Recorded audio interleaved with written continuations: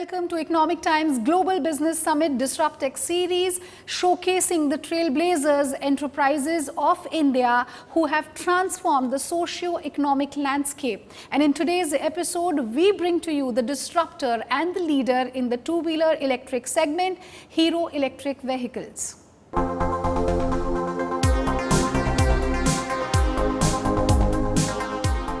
Hero Electric is India's first and largest manufacturer of electric two-wheelers with hundreds of thousands of happy customers. With a pan-India presence from more than a decade, Hero Electric's endeavour is to make the country greener with zero-pollution transportation. This quality-conscious entity offers a wide range of electric two-wheelers with excellent value for money.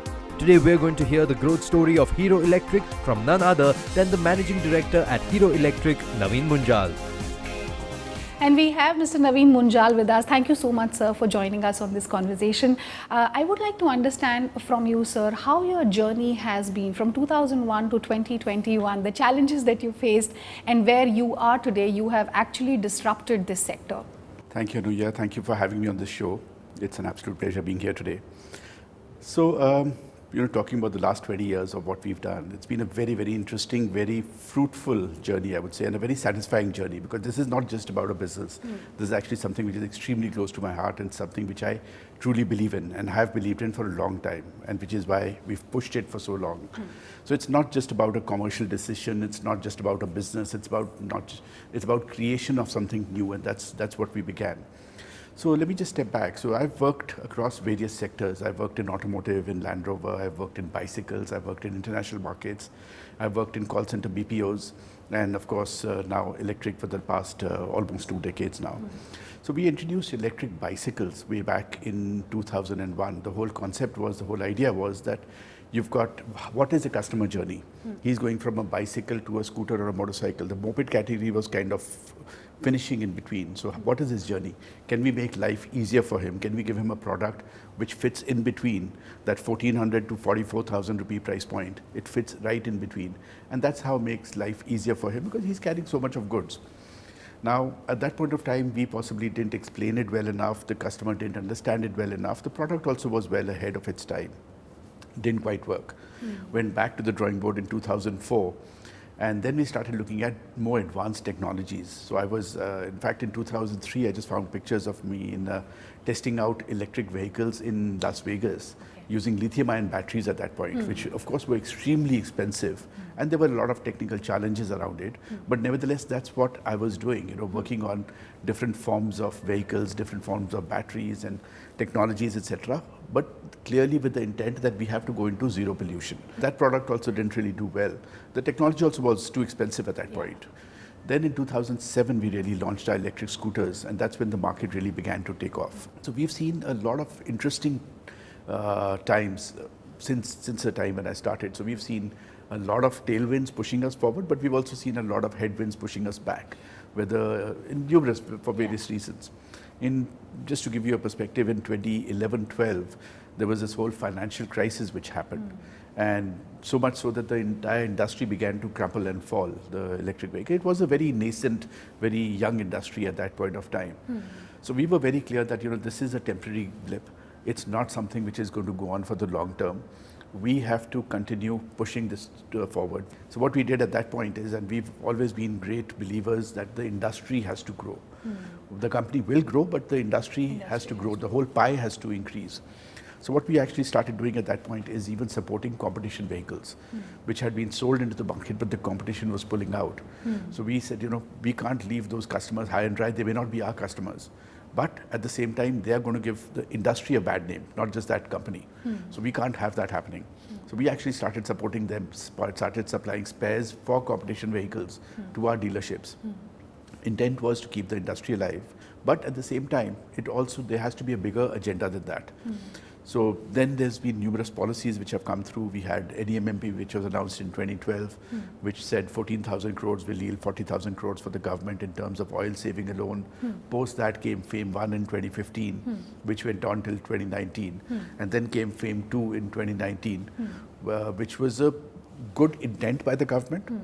And the policy wasn't working in the same manner as what was expected. And that policy was amended this year in June. And now it's become a very, very good policy. So we've seen a lot of interesting times. And it's only now that, we've reached this, we have come to what they call as a hockey stick growth, the explosive growth or the disruption which has begun to happen. So now it's not a matter of, when and what and if. It's already happening. We're already seeing it happening. We've got far more business right now than what we can handle. Our supply chain is, trying to cope up with it, but there's just too much demand right now. And that, I believe, is going to continue. It's only going to multiply from here on. So right now there are glitches, there are gaps, but those gaps will get addressed as we get our new production lines on stream. Absolutely. Also, Mr. Munjal, I would like to understand that, you have been, the word I used was disruptor. You have always been ahead of your time. And now with all that you have done in the past 20 years, you are a leader in this sector. Where do you see Hero Electric 5 years down the line? We are clearly on the path of maintaining that leadership, increasing that leadership. There is absolutely no two ways about it. We've put in a lot of hard work over the past 2 decades. My teams have put in, it's just not me, it's my teams, it's my supply chain, it's my dealer network, it's the entire ecosystem that we've created, which have believed in this whole dream or this story that we've got. So we are expanding capacities now already. While we are doing that, we are expanding capacities and our supply chains and our dealer networks and B2B and everything. What we are also doing is expanding the ecosystem. Okay. So how we are doing that is, one, of course, we've got the dealers and the sub-dealers there. Below the sub-dealers, what we are also doing is we are training up the roadside mechanics to handle our vehicles. Not just our vehicles, any electric vehicle. We train them on ours, but they can handle any electric vehicle. We've trained about 6,000 of these guys. So that is reskilling of that workforce. But effectively, they can fix any vehicle. And we understand the attrition rate here is very, very high. So one guy who's working here will go somewhere else, but he's taking the skill set with him. The idea is to train up about 25,000 of them in the next couple of years. While we're doing that, we were very clear when we launched our vehicles in the last number of years when we switched from lead acid to lithium ion, that these batteries now are smaller, they can be made portable. And most of our parts of the country, even though you can plug in the vehicle to charge anywhere, but for night parking, you're actually parking on the road. So what we did is to make life simpler, we made our batteries portable across the entire product range. You can take it up to your apartment, charge it the way you charge your mobile phone or computer, plug it back into the vehicle, and you would get a range of anything from 80 kilometers to 210 kilometers, depending on how many batteries you put in the vehicle. That said, the battery across the entire product range is also common. Now what happens with that is if you've got one vehicle and switch to another, the battery can go with you. So these were some of the charging infrastructure not being there. So, but the customer had range anxiety issues. Now those are there. I mean, you've got to address it. So what we did is we started installing a charging infrastructure for customers in dense markets where you would generally go.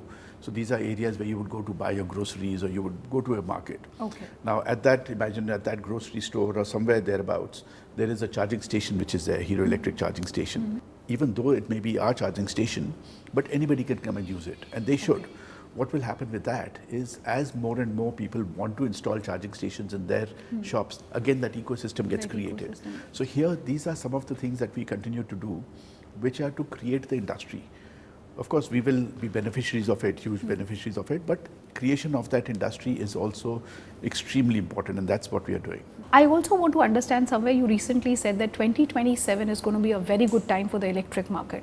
So how do you see that? So 2027 means, 5-6 years down the line, do you see a complete shift in this sector? When you look at electric mobility, first and foremost, you've got to divide it up into different categories, different forms of vehicles, 2-wheelers, 3-wheelers, cars, public transport, commercial vehicles. All of them require different infrastructure. All of them will take off at a different stage. It's not that everything is going to take off at the same time. There will be different timelines for different forms of vehicles. The bottom of that pyramid will be formed by the 2-wheelers. Because that is something that can take off much faster than any other category. Plus, India is an 80% 2-wheeler market. So for 2-wheelers, let's say if it's 2027 as being the goal, now once we know that we have to convert by that point of time, then everything else begins to fall in place. Your manufacturing systems, your supply chains, your dealerships, your charging infrastructure will fall in place, your financing will fall in place. So your goal should not be too far out. It should not be that far that people take it in a very light manner, but it should not be too aggressive as well, because that ecosystem may not get created by then. I believe that 5 to 6 years is a very, very good time frame for that whole reskilling of the workforce to happen, the manufacturing systems to get upgraded. I see companies would have recovered a large part of the, or maybe, you know, the investments that they had made moving from BS4 to BS6. And that is also an example. You know, if we didn't have a target of conversion to BS6, how many companies would have invested? So here, it is imperative to put goals in place. There are numerous countries around the world which have already put goals in place. They've also put net zero goals in place, that, you know, I want to be completely zero. Now, once you set a goal, once you dig that stake in the ground, even if you don't hit it 100%, even if you hit 80%, it is good enough. It is good enough. I'm taking a short break right now. After the break, I want to understand from you, the government says that by 2030, 30% of the vehicles will be electric. What is Hero Electric's contribution into that? All this right after a short break.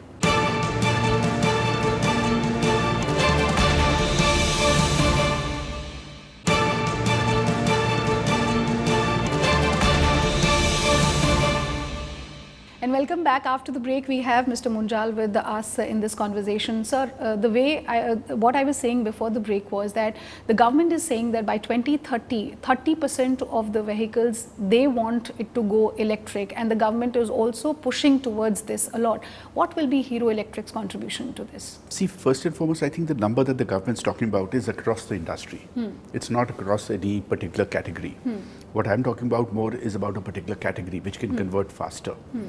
So what we believe is going to happen is, like, you know, like what we are doing, the ecosystem that we are setting up. I hope other companies also do the same thing, where they don't look at only proprietary systems, and they look at more open source systems, they look at more technologies and enhancing basically the whole ecosystem. Because this market right now is way too small. So our contribution in this is, we are, like I said, you know, we are going to be doing a substantial amount of reskilling, which we're already doing. And we've been doing that in the past as well. We are creating that awareness campaigns that we've already been doing. We are creating the charging infrastructure, where, of course, you know, we will partner with multiple different companies also. We've just now made an announcement a couple of days back about a tie-up with Massive Charging for 10,000 charging stations by next year. So that's the kind of expansion that we're going to be doing. And while we're doing this, we are offering the customer a product which is environmental friendly. It is actually light on his pocket, so he's actually saving money in not just buying it initially, but running it. There's going to be a substantial saving for him. And on top of all of that, we are offering the convenience that you don't have to go to any other station. You're not going to a petrol pump, you're not going to anything. We're delivering the vehicles to you at home. You service, in a lot of cases, we're even servicing the vehicles at home. You charge a vehicle at home, you go to your workplace, and you come back. So it's a point A to point B, and you're back. There's no distractions. Of course, you want to go elsewhere, that's a different story, but you don't have to go elsewhere. You know, everywhere, a couple of years back, all we were talking was that, you know, electric vehicles is where we want to be after a few years. But this disposable of lithium batteries was a big challenge. How do you think we have crossed that stage, and now disposing them and taking care of your batteries is what the government has focused on, what manufacturers like you have focused on? See, it's not that big a challenge, actually. Okay. Now, what will happen with these vehicles which are being used in automotive applications is, after the end of life cycle with us, these batteries would not go into recycling immediately. They would go into refurbishment. Okay. Now, so they would go into stationary applications after us. UPSs, inverters, which actually use lead acid batteries right now, they will start switching to lithium ion, because these batteries would bring the cost down to a level where it's even cheaper than a lead acid battery. So you're looking at a life cycle of this battery, which is about 12 odd years. Okay. And post that, this would go into a recycler who would then extract out all the metals. So there's no chemicals in it to be poured into the ground. There's no acid to be poured into the ground or anything of that sort. So there is no environmental hazard from that perspective. The lithium will be extracted, the cobalt and the manganese, all the materials will be extracted from the battery, and they would be used into making batteries, which would again go into applications which are not heavy load applications. So it's not an environmental hazard at any point of time from that perspective. What you have actually touched upon right now is something not many people were aware of, you know, and this is precisely one of the reasons I think a lot of youngsters are looking towards e-vehicles. I would also touch upon, you know, in the past 1.5 years, when there was pandemic and everybody was struggling, Hero Electric is one company whose sales had done a fabulous job. What is it that you had done right and others had done wrong? So what we started doing actually is that right from within a few days. From 5th of April, we came out with the first promotion. We started reskilling our dealerships, entire dealer network. We reskilled them on how to handle online sales. In our case, whenever we sell online as well, which is a very large number, we route it through the dealer. We want the dealer interest to remain because he's got to service the vehicle. We want him to make some money from there. We would want our dealer network to make money before we as a company begin to make money. So what we started doing from 5th of April is we came out with the first promotion, and that was that 3,000 rupee deposit, 2,999 deposit, and we would deliver the vehicle to you post whenever the lockdowns open up. Okay. So what happened at that time is we got a lot of inquiries because people just initial stages into the lockdown, they had time on their hands, etc. The systems hadn't got established. So a lot of people inquired, but very few people actually booked those vehicles. So we started doing these Zoom calls with our, not just dealers, but with potential customers, hundreds and hundreds of them, with our senior team sitting here to understand firsthand what is it that you're looking for, what is it that you want, why have you inquired but not bought the vehicle, what is holding you back. So one of the factors that came out was that we have heard about electric, but we've not tried it out. So if you haven't tried out, how can we buy such an expensive product? So the next promotion we came out was a 3-day return policy. We'll deliver the vehicle to you at home. You try it out for 3 days. Should you not like it, you return it back to us without any depreciation or anything at all, and we will take it back, no questions asked. That worked brilliantly for us, so much so that we went about 15x in terms of online sales from the previous year. Now the dealers were trained completely to handle online sales. The dealers got a lot of confidence that the company is not going down that, if I'm going online, I'm going to cut out my dealer network. The company is going online, but yet they are taking us along. So that has worked very, very well for us. And later I was told by numerous such people that, sir, this was a great thing that happened. Because this enabled everybody to come together in a much strong manner. When the markets began to take off, we were already running. So I think it's a great deal of it is to do with just positivity. And do we see Hero Electric going into the international market very soon? So we have, international markets are very, very important for us. So we've got the consumer business, we've got the B2B business and internationals. We already have an international desk which has been there with us for a number of years, and we have been seeding the market in a number of markets. We're already present in South America, for example. We're already present in a number of Asian countries in not a very large manner, but this is basically seeding of the market. I believe that once those markets trigger, once those markets take off, we will already be in that market with the right partnerships, with the right ecosystem, with the right infrastructure created to be able to take advantage of that. So international markets is something we will certainly be there. Mr. Munjal, how has the customer sentiment has changed in the past couple of years? So there is a substantial change in the customer base. So what began earlier, so there's multiple ways this began. So it began by earlier the people who were more the technical, the early adopters, as we call them. So they would look at it from a technology standpoint. There were also people who looked at it from a perspective that it makes life easier for them at that point of time, because pricing was very, very good at that point of time also. Now what's happening is that people have understood the benefits of electric. So we have a very large repeat sale. The other factor which everybody is saying is that, one, I'm enjoying the ride. It's of course, it's a very pleasurable ride because there's no vibration, no noise. It's a great ride. But on top of all of that is I'm doing my bit for the environment. So that is an element which has got added on in the last number of years, where people are feeling proud of this. We have this distribution of the green helmet from our Code Green campaign, which we do, which is talking about the environmental campaigns, etc. Earlier, they used to not wear those green helmets because you stood out. Now, I find that people proudly wear them. In fact, we have demand of people asking for those green helmets, for those to be able to stand out amongst the crowd of black and greys and blues that we have. So the customer profile is improving dramatically. Customers are far more willing to adopt new technologies where they're finding benefit. The vehicles also have improved in the last number of years. There's been a substantial change in that. Sir, the tagline says the smart move. What is your smart move? What is your mantra of success? So I've got a couple of mantras which I follow. One is to be able to look at it from a long-term perspective, that this is a long-term game. We got into it and I had failures. So I was very, very clear that these failures are there, these are temporary. It's a long-term game, it's a long-term perspective. The second is I enjoy photography, that's my passion. So like they have in photography, in a zoom lens, the ability to zoom in and out of situation. So there are times when I have to zoom in into the micro perspective, look at things from really close up, what is really happening, count the pennies and the paisas and everything. And there are times when I have to zoom back out, look at it from 40,000 feet up, that in the bigger scheme of things, how big is this event? The other factor is that, don't be afraid of making mistakes. Whenever you're taking a decision, and especially in a case like this where there is no precedence, you could be right or you could be wrong.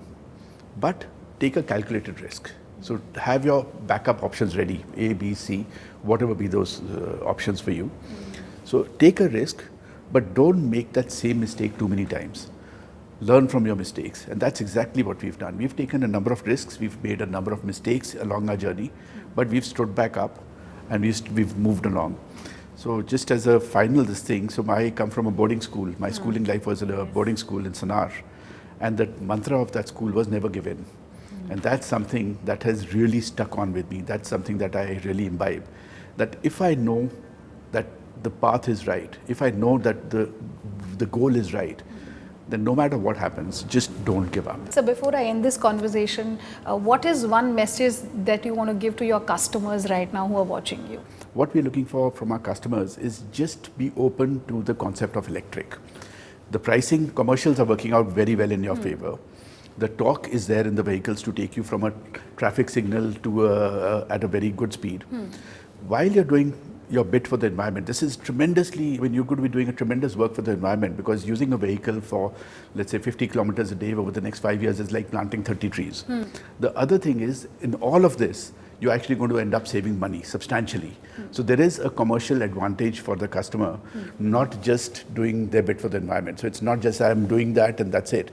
It is that you are going to save, you're going to save money as well. So it's going to make commercially viable for you. Thank you, Mr. Munjal, for this conversation, and all the very best to you and your company. And yes, this brings us to the ET Business Global Summit DisruptX series. Thank you for watching.